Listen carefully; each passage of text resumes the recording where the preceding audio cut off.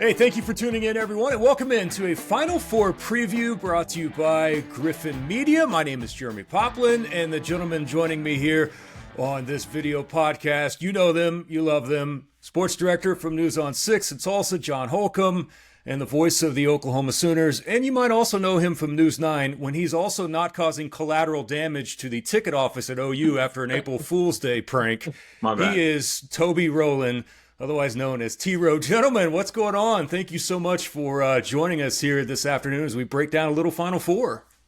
Toby, why don't you talk about it first, just so everybody understands that the ticket office is fine now, I'm assuming? Yeah, I don't know if it's fine or not. I think I'm going to be issuing apologies for a lot of years ahead. I didn't mean to cause that damage, but I'm glad we can finally give people what they've been wanting. There's been a lot of people for a lot of years that said if we could just get two former NAIA bench riding guards to comment on the highest level of college basketball, we'd love it. So here we go, folks. That's right, and we wouldn't have it any other way, gentlemen. No other way possible. I want to start first, obviously, with the Final Four breakdown. We'll get to the teams in a minute, and there's a reason why we're doing this is because I reached out to you both and said you've seen all of these teams up close and in person, whether they're in league play. Toby, you got to see Duke and Raleigh, so we'll just jump right into it, and I think we should start first with the local connection here, and that is Kelvin Sampson and then the Houston Cougars. I had a chance to see them a couple of times when they were playing Tulsa, obviously in the American Athletic Conference. Then they make the move to the Big 12, played Oklahoma last year in the final year in the conference. John, you got to see them this year.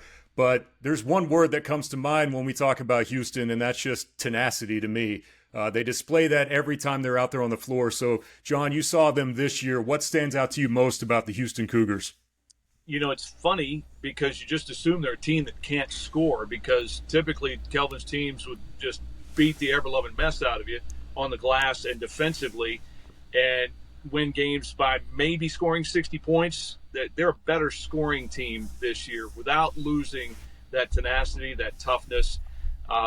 You could say they're not as good a rebounding team as Kelvin's had overall, but then, I mean, you're looking at a bar that's been set almost impossibly high because of the work they've done on the glass. It doesn't mean they're not good at it.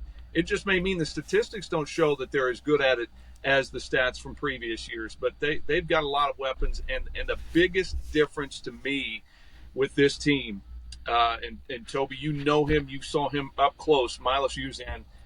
He's been such a difference maker. When everybody wondered whether they were going to be able to replace Jamal Shed and his toughness, Uzan's a different type of player, but he's been a very key player for them at critical times. He's always been a great facilitator. His ability to hit the three-point shot in postseason play especially, I think, has taken them to another level. If he can do that in the Final Four, that'll give Houston a real opportunity to win this thing. You know, when these two teams played last year in the Sweet 16, Houston went 2 of 8 from three-point range, and they lost by 3. So they're going to have to shoot the three ball better. They can't go on any of those scoring droughts that sometimes they do. But, man, they can lock you down. They can frustrate you.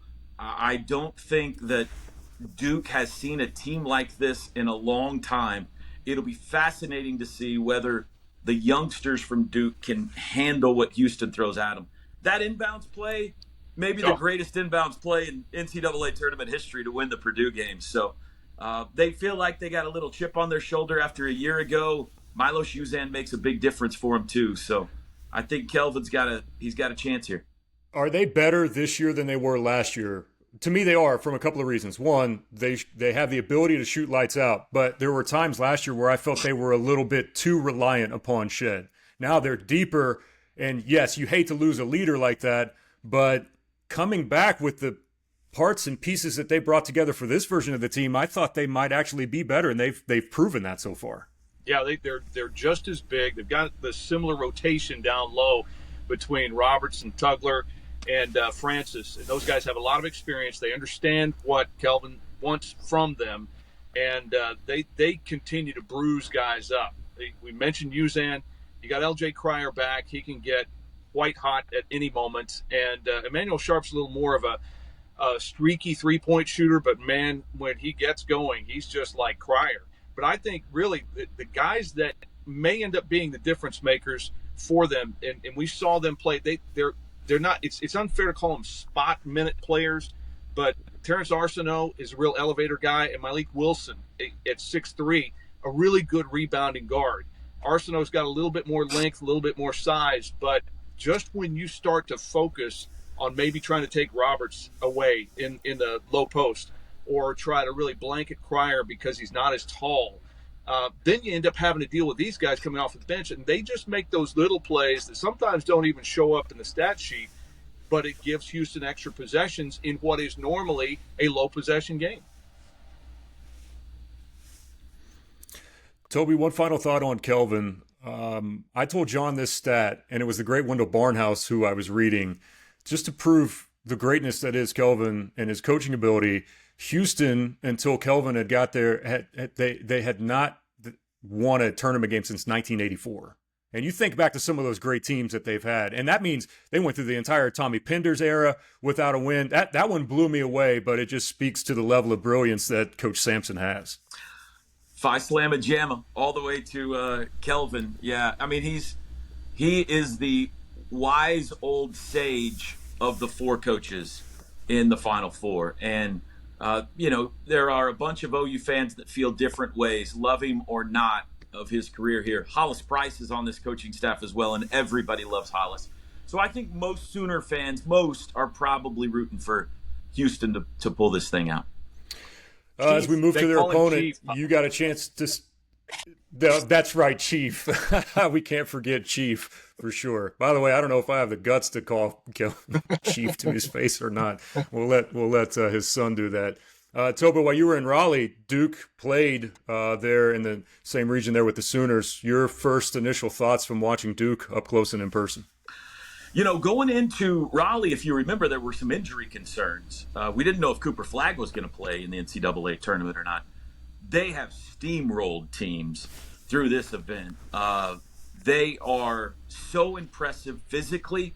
They are much bigger than Houston. I don't think Houston plays a guy over 6'8". The size could really give the Cougars some problems. But when you're talking Flagg, Nipple, who is an incredible shooter, it seems like he's moving in slow motion, but he always gets to his spot and he makes it more often than not. Malawach is going to be a real problem, I think, for Houston, the size he brings to the floor. Tyrese Proctor, I mean, they just keep coming at you with McDonald's All-Americans. My concern for them would be their inexperience in this game. Houston, you said, are they better than last year? I don't know if they're better, but they're more experienced. Almost all these guys were Sweet 16 a year ago. They've added Uzan to that, but they have been here. Almost everybody for Duke hasn't. So, and the head coach, obviously, John Shire, certainly not as wily as or been around as long as Kelvin has anyway. So that's my only reservation about Duke. But, I mean, talent running out their ears, size, athleticism. Will they get frustrated, John, if Houston slaps the D on them? I think that's my question in this game. Yeah, Toby, your point about the inexperience of Duke is a thing. But one area where Houston could get hurt with the aggressiveness of how they like to play defense, Houston will really give a hard double team to guys coming off ball screens and try to push the man with the ball closer to half court. A lot of teams try that. Houston's really good at it. But when you do that with a guy as tall and as skilled as Cooper Flagg, he can see over that double team a lot of times. And if he can make the first pass out of it, Duke's good enough to be able to attack the rim on the back end. But here is one thing that plays in Houston's favor. We talked about them not being as maybe statistically as good a rebounding team as they've had in recent years. The one area where you can get at Duke in terms of, even with all their size, look at what Clemson did to Duke this season. What they do, they out-rebounded them by double digits. It didn't happen a lot, but Houston's good enough to beat them on the boards. If they beat them up on the boards, Houston typically doesn't turn it over enough. And the other part of this is, how is the game going to be called? You and I, all three of us, have seen enough college basketball at the highest level this year. It's progressively gotten more physical. It tends to do that when you get to this time of the year. If they call it really, they let them play, I kind of give Houston an edge in this one. and Duke's bigs will take liberties with ball screens out high. I mean, I must have seen a half dozen times in their ACC tournament final against Louisville. Those are illegal screens. They were letting them get away with it, at least at that point. Wonder if they'll tighten that up. The thing with Duke is, are they comfortable in playing in a game that hovers around the 60-point range? You know, if that's the case, and if they find a way to find that comfort level in there with all that pressure that Houston provides, I mean, you can make an argument that all four of these teams, by the way, are the best team in the country. But I can't wait until these two teams meet up, because it's number one, efficient offense, number four, efficiency and defense with Duke playing against what Houston brings to the table. This, to me, is what I think is the premier matchup of the entire night. That's not to put any shame on the other matchup that we have that night in the Final Four as well, and that is an all-SEC showdown with Auburn and Florida. Toby, you've seen both of these teams. Yeah. How excited are you to see this matchup between these two? I'm excited to not be playing them, that's for sure. We went to Auburn and to Florida this year, and neither one was a very fun night. You know, there are some similarities here. Both of them come at you with a ton of athleticism and a ton of great guard play. Janai Broome might be the best player on the court, but we don't know what his status is necessarily going into this game. I'm going to take a drink real fast. Sorry. Talent needs a drink.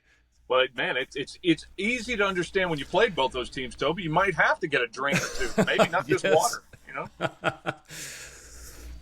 Just thinking about those nights in Auburn and Gainesville gets me choked up. I think that, you know, Florida has been red hot. And when Clayton, Martin, and Richard are cooking, I don't know if they're beatable. I mean, they just come at you in waves. Now, they had a miracle comeback against Texas Tech. They are capable of going to sleep for a while. They do have the most inexperienced coach in this field in Todd Golden. But when Florida is on, I think they're the best team in the Final Four. Auburn, the health of Janai Broome is such a big factor here. Pettiford's been brilliant in the postseason. Baker Mazzara is an X factor. Kelly and Jones can light it up. But if they don't have Janai Broome at 100%, they're not winning the championship. And I don't think they're going to beat Florida either. But what a tremendous showdown of two teams that are just brimming, John, with athleticism on both sides. Yeah, Florida beat Auburn. Was it at Auburn, wasn't it? Right. About a month ago, 90-81. So the points were, not difficult to come by. That was coinciding, if I remember right, Toby, and correct me, that was about the time that Auburn, I don't want to say they peaked right about then, but they'd been the undisputed number one for a while. And then, you drop a couple of games down the stretch. No shame in losing to Florida, even on your home floor.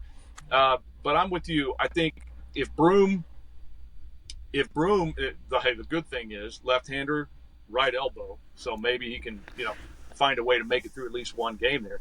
But they need him because he's just he's too productive. To not match his numbers, then Florida's too much. Here's the other thing that I found really interesting, because I didn't remember this from recruiting. Look, Pop, you cover recruiting much better than I do, and we're all kind of just keeping one eye on it. But Walter Clayton Jr. getting recruited to play football by, Power 5 schools, things like that, it tells you about his toughness.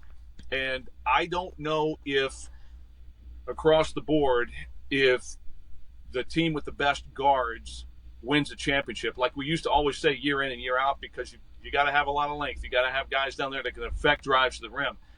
But some of that still applies, and there's no question that Clayton Jr. is going to be the best guard on the floor.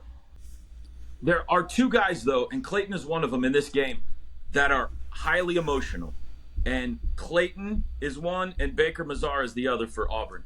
Both of them are capable of going the wrong direction, emotionally. Baker Mazzara has done it a few times in big games where he gets a tee or picks up a late nonsensical foul. So that'll be something to watch. Clayton can run hot as well. When these two teams played in the regular season, Florida hit 13 threes. Auburn hit 7. I don't want to oversimplify it, but it feels like to me, assuming Broom's healthy, the team that has the better night from 3-point range is going to win this game because they both can fill it up.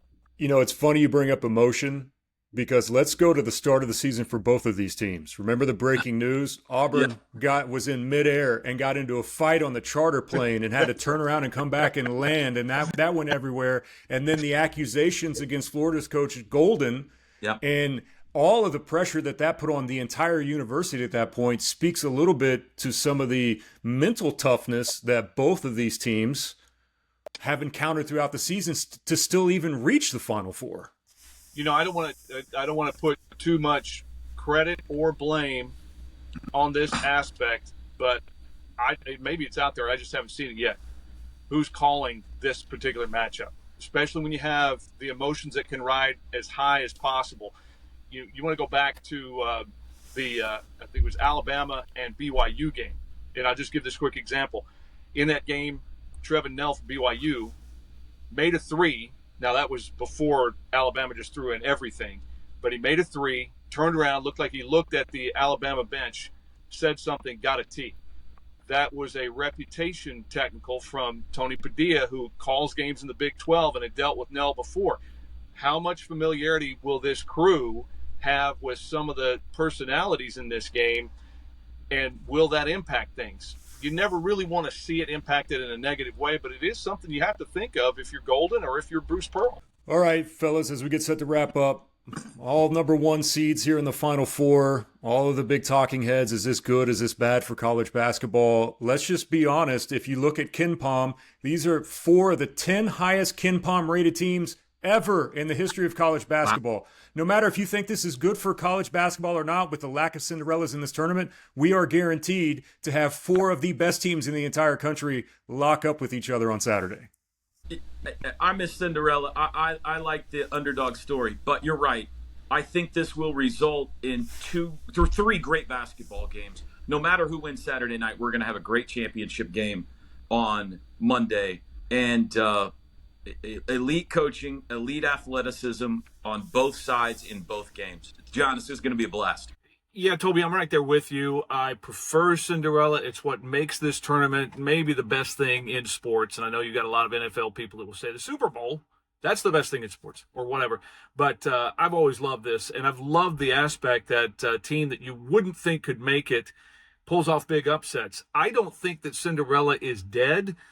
Even in this day and age, when you've got teams like Florida who have all of those guys from smaller schools in major college basketball that are now together and they're creating a de facto super team, I think that you may see more 4-1 seeds making the Final Four in the future, but not as often as a lot of people think. I mean, think about Colorado State. They were 1 possession away from beating Maryland, or one step away from beating Maryland.